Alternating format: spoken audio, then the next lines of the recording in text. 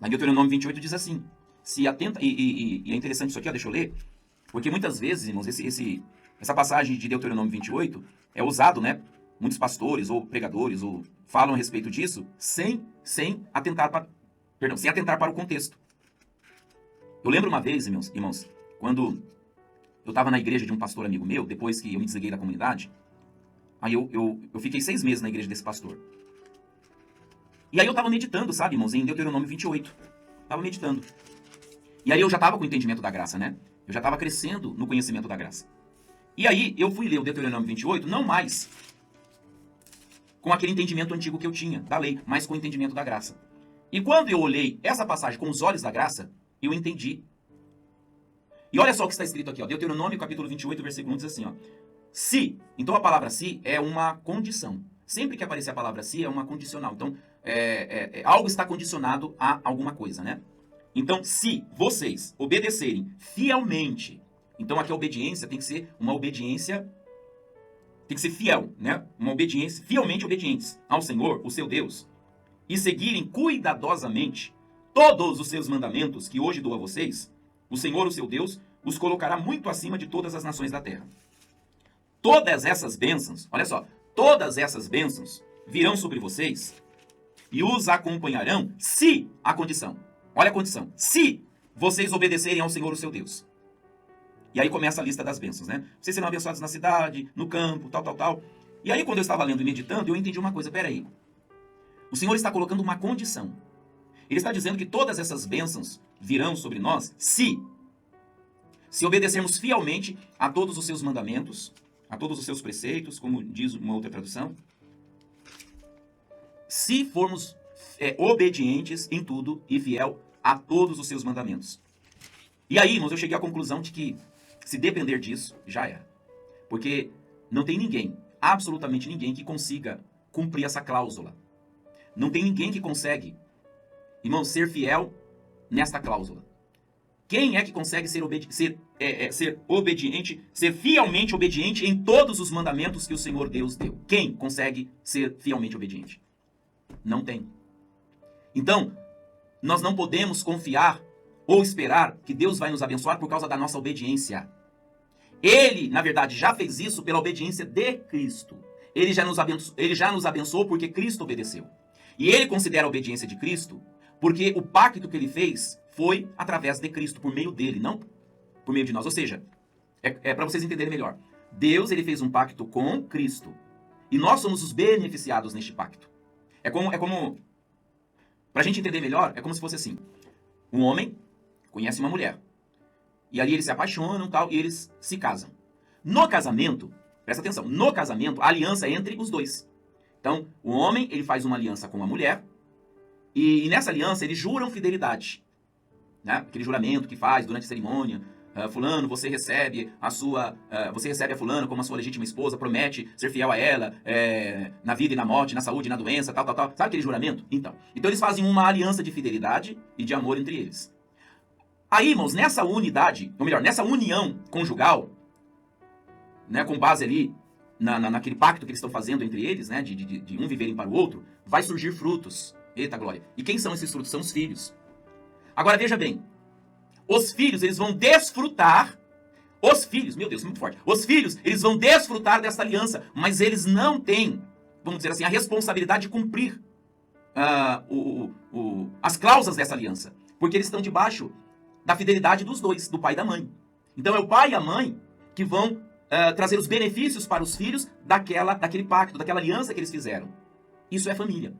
Então os pais cuidam dos filhos, ainda que os filhos, veja bem, ainda que os filhos errem, não importa quantos erros eles vão cometer, e nem o que eles vão fazer. Os pais sempre vão amar os filhos, vão ser pacientes, os pais nunca vão desistir dos filhos. Por mais que eles cometam muitos erros, por mais que eles deem muito trabalho, e olha que filho dá trabalho, hein? Meu Deus do céu, como dá trabalho, Jesus amado. As minhas filhas, quando elas eram pequenas, a Raquel e a Raíssa, meu Deus, como elas davam trabalho, viu? Sabe por que elas davam trabalho? Porque eram crianças. A Raquel e a Raíssa era como gato e rato. As duas viviam brigando. Só que elas cresceram. Elas cresceram. Aleluia. Hoje eu tenho paz. A minha esposa tem paz. Nesse sentido, né? Porque hoje as duas são maduras. trabalham juntas, elas têm um relacionamento muito bom entre as duas. Dificilmente elas brigam, mas se elas brigam, é aquelas briguinhas bobinhas. Mas elas já estão se perdoando, já estão se acertando. Uma não fica com ressentimento da outra. Então hoje eu me orgulho muito das minhas filhas, né? No bom sentido da palavra. Tenho muito orgulho das minhas filhas. São uma bênção. Aleluia. Mas, no começo, misericórdia. Jesus amado. Ô, meninas que me deram trabalho. É assim que Deus vê nós em Cristo Jesus, como os filhos que precisam ser cuidados, que precisam crescer, amadurecer. É assim. Mas por mais que a gente cometa erros, por mais que a gente faça as nossas caquinhas, Deus ele não vai ficar revoltado com a gente. Me arrependi de ter esse filho. Não. Deus ele tem aliança com Cristo. Ele fez aliança, ele selou essa aliança no sangue de Cristo. Então as cláusulas desta nova aliança estão baseadas no que Cristo fez, não no que a gente faz. Eita glória, aleluia. Então, Deuteronômio 28 não serve pra gente, irmãos. Não usa Deuteronômio 28 para se basear. Porque o Deuteronômio 28 não tem nada a ver com a gente, mas absolutamente nada. Olha, eu vou mostrar pra vocês que realmente não tem. Porque está dizendo assim, se vocês obedecerem, então está colocando uma condição. Então, para nós sermos abençoados, segundo Deuteronômio 28, primeiro nós temos que ser obedientes e fielmente obedientes a todos os mandamentos. Todos os mandamentos. Então, é condicional. Ou, para você ser abençoado, você tem que obedecer. Se você não obedecer, aí é que está o problema, né? Como diz, né? O mineiro. Aí que está o problema. Olha o que diz Deuteronômio no capítulo 28, no versículo de número 15. Diz assim: entretanto, porém, mas, se vocês não obedecerem ao Senhor, o seu Deus, e não seguirem cuidadosamente todos os seus mandamentos e decretos que hoje dou a vocês, todas essas maldições cairão sobre vocês e os atingirão. E aí, irmãos, a lista de maldição é grande, muito grande. Então, Deuteronômio não tem nada a ver com a gente, absolutamente nada a ver com a gente. Aí no versículo 13 aqui, do 28, diz assim, o Senhor fará de vocês a cabeça das nações e não a cauda, se, né, condicional, se obedecerem aos mandamentos do Senhor, o seu Deus, que hoje dou a vocês, e os seguirem cuidadosamente. Então, Deuteronômio, irmãos, não serve pra gente. Porque a condição de nós sermos abençoados depende da nossa obediência, segundo Deuteronômio 28, depende totalmente da nossa obediência. Ou seja, é um pacto, é uma aliança, onde Deus tem a parte dele a realizar e nós também teríamos a nossa parte. A parte de Deus é de nos abençoar. A parte de nós é de cumprir o pacto dessa aliança, dessa antiga aliança. De sermos fielmente obedientes em todos os mandamentos. Mas essa é a antiga, agora vamos para a nova aliança. Na nova aliança, eita glória, na nova aliança Deus faz um pacto. Só que esse pacto é feito com o Filho. O Filho veio e ele cumpriu toda a lei. Ele foi obediente até a morte e morte de cruz. Ele foi perfeito, ele nunca pecou. Então ele cumpriu, Jesus, cumpriu todas as cláusulas que são exigidas aqui em Deuteronômio. Jesus cumpriu. Ele foi obediente, ele foi fielmente obediente, ele cumpriu todos os mandamentos, todos os preceitos, ele cumpriu tudo na risca. E como Deus ele fez um pacto com Cristo, e Cristo foi obediente, então Deus o abençoou, Deus o exaltou e deu a ele um nome que está acima de todo nome, porque ele venceu, ele foi obediente, então ele é plenamente abençoado. Jesus é plenamente abençoado. Então todas as bênçãos estavam nele, porque ele foi fiel, ele foi extremamente obediente e fiel a tudo, a todos os mandamentos. Então sobre ele está todas as bênçãos de Deuteronômio. Aí sabe o que Deus faz? Eita glória. Aí Deus pega o filho obediente, o filho sem pecado, o filho abençoado, e ele entrega ele por nós. Então ele acaba recebendo a culpa, a consequência da desobediência nossa, ele recebe em si. Ou seja, ele nunca desobedeceu, mas ele toma o nosso lugar, ele se torna pecado, ele se torna o desobediente. Não que ele tenha desobedecido, mas ele se coloca na condição nossa. E ele toma o nosso lugar, se tornando culpado, amaldiçoado, como diz aqui em Deuteronômio, que amaldiçoado é todo aquele que não for obediente a todos os mandamentos. Jesus ele foi obediente, mas ele se coloca em nosso lugar. Ele se coloca no lugar dos desobedientes. Ele, que nunca pecou, se coloca no lugar daqueles que pecaram. E aí ele faz uma troca. Ele faz uma substituição. Eita Jesus. E aí sabe o que acontece? Jesus morre. E quando ele morre, presta atenção nisso, quando ele morre, ele morre com essa condenação, ele morre nessa condenação, que é a nossa condenação. Ele morreu nesse estado, ele morreu condenado por causa dos nossos pecados e por causa da nossa desobediência. E aí ele paga o preço da nossa desobediência, ele paga o preço dos nossos pecados. Porque assim que ele morre na cruz, para onde ele vai? Ele vai para o castigo eterno. Claro que quando chegou lá ele não foi castigado. Por que ele não foi castigado? Por que o inferno não conseguiu mantê-lo lá? Por que a morte não conseguiu detê-lo? Porque ele era inocente. O inocente pagou o preço pelo culpado. E por causa dele ser inocente, o sangue dele ser inocente, então a morte perdeu o seu poder. O pecado perdeu o seu poder. Então tudo aquilo que condenava, agora não pode mais condenar. Ou seja, o filho foi condenado, mas não foi ele quem pecou. Ele apenas tomou o lugar do culpado, do condenado. Então quando ele foi para o inferno, chegando lá, ele pegou toda a nossa culpa, nossos pecados e deixou lá. E o inferno não pôde detê-lo. O diabo não pôde detê-lo. A morte não pôde detê-lo. Por quê? Porque havia inocência nele. Aleluia. E aí, irmãos, o que Deus faz? O Espírito Santo faz? Suga ele para o corpo dele na ressurreição do justo. Ele ressuscita em glória. Ele ressuscita, aleluias, agora não mais com os nossos pecados, não mais com a nossa condenação. Agora ele ressuscita perfeitamente justo, perfeitamente santo. E não termina por aí, vocês sabem que não termina por aí. A partir dali, então, o Senhor Jesus, ele precisa, após a sua ressurreição, selar esta nova aliança. E aí, quando ele ressuscita, a Maria, se não me engano, acho que a Maria Madalena, ela tá ali, né? E ela vê ele, e ela quer tocar nele. Ele fala, não me toque, porque eu ainda não subi ao Pai. Ou seja, em outras palavras, Jesus não permitiu que ela tocasse nele, porque ela ainda era pecadora. O sangue ainda não tinha sido oferecido. O pacto da nova aliança não havia sido selado. Então, enquanto Jesus não completasse essa obra, ninguém ainda havia nascido de novo. Então, por isso que ele não permitiu que tocasse, porque se ela tocasse nele, era como Uzá tocando na arca. Porque Jesus estava pleno da glória. Ele agora voltou a ser o que ele era antes de despojar da sua glória. Jesus estava ressurreto, num corpo de glória, ele estava com toda a sua glória. E Maria ainda era pecadora. Pecadora por natureza, né? Não por ato, mas por natureza. Então, ela ainda tinha a natureza do pecado, porque o sangue ainda não havia sido espargido no propiciatório do Santo dos Santos, então por isso que ela não pôde tocar. Jesus não permitiu que ela tocasse exatamente por causa disso. Porque se ela tocasse, ela morria fulminada, porque uma pecadora tocar no santo era como Uzá. Uzá, ele não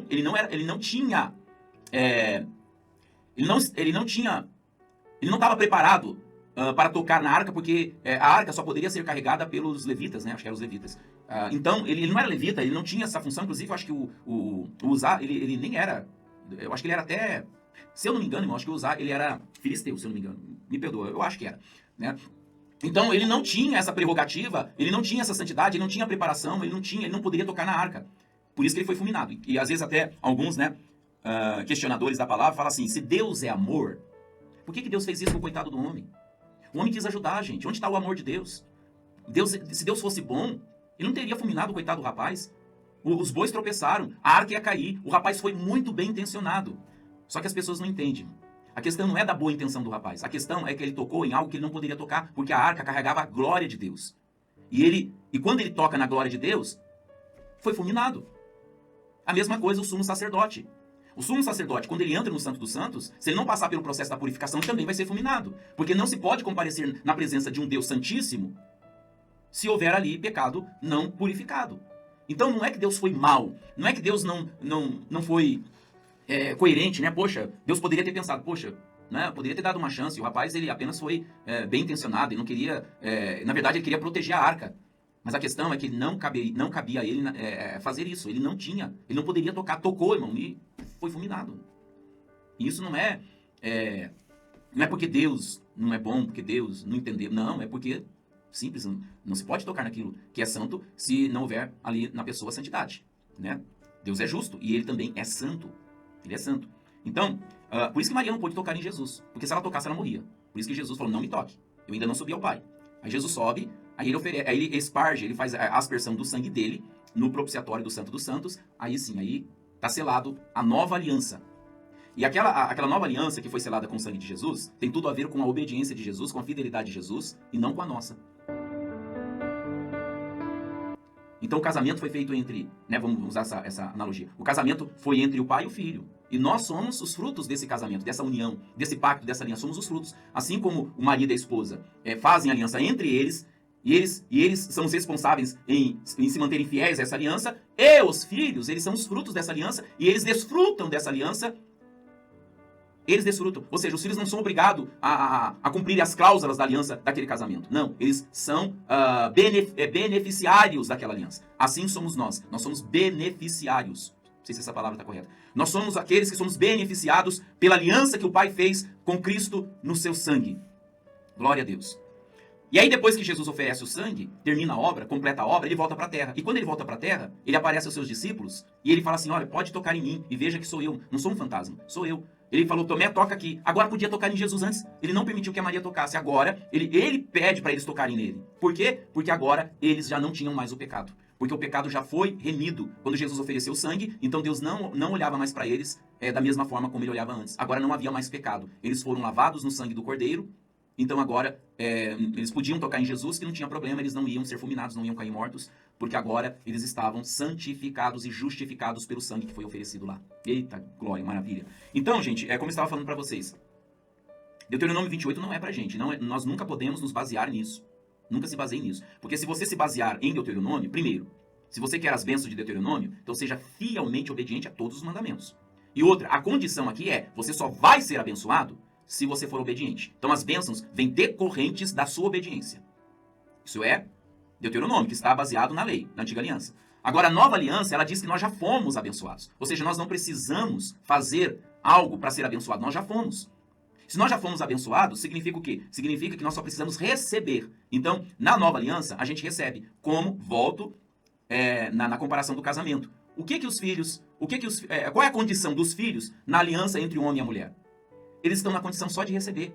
Eles não precisam ter que fazer algo, ter que fazer alguma coisa para merecer o que o pai e a mãe têm para eles. Não, eles não precisam fazer para merecer o café da manhã, o almoço, a janta, o passeio, a roupa que eles vestem. Eles não precisam fazer nada para poder merecer. Eles simplesmente recebem de graça e com carinho, com amor e afeto, simplesmente porque eles são filhos. Então eles estão na mesa do café da manhã, eles estão na mesa do almoço, na mesa do jantar, eles estão muito bem vestidos, eles estão cuidados. Por quê? Porque eles são filhos. E eles não precisam fazer nada para ter mérito naquela aliança entre aquele homem e aquela mulher. Eles não precisam ter mérito nenhum. Eles são beneficiados simplesmente por serem filhos. Eles estão debaixo de uma aliança entre o marido, entre o homem e a mulher, entre o marido e a esposa. Eles são os beneficiários dessa aliança. Eles são cuidados, protegidos, guardados, amados, vestidos, supridos, alimentados pelo pai e pela mãe. Glória a Deus, aleluia. É a nossa condição nessa nova aliança. Nós somos os beneficiados neste pacto que Deus fez com o Filho. Então, o Pai e a Palavra é que nos sustenta, que nos alimenta, que cuida de nós. Mesmo que a gente às vezes dê trabalho para o papai. Mesmo que às vezes a gente erre aqui, erre ali. Deus não está esperando que a gente seja totalmente fiel e obediente a Ele para que Ele possa cuidar de nós. Não. Claro que Ele quer. Só que Deus entende que tudo isso leva um tempo até que a gente atinja a maturidade. E hoje as minhas filhas, graças a Deus, não me dão mais nenhum trabalho. Nenhum trabalho. Porque hoje elas são maduras. Hoje elas têm uma outra cabeça. Né? Elas não vivem mais de pé de guerra. Não vivem mais como cão e gato. Então hoje eu tenho muito orgulho das minhas filhas, da maneira como elas se comportam hoje. Hoje elas são uma bênção.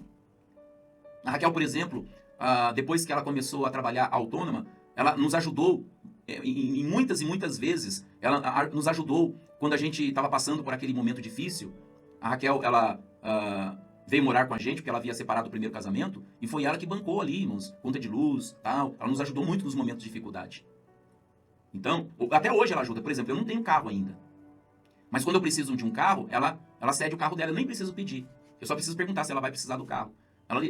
Ou seja, o carro dela é o meu carro. Quer dizer, eu uso o carro dela, né? Sempre quando eu preciso usar.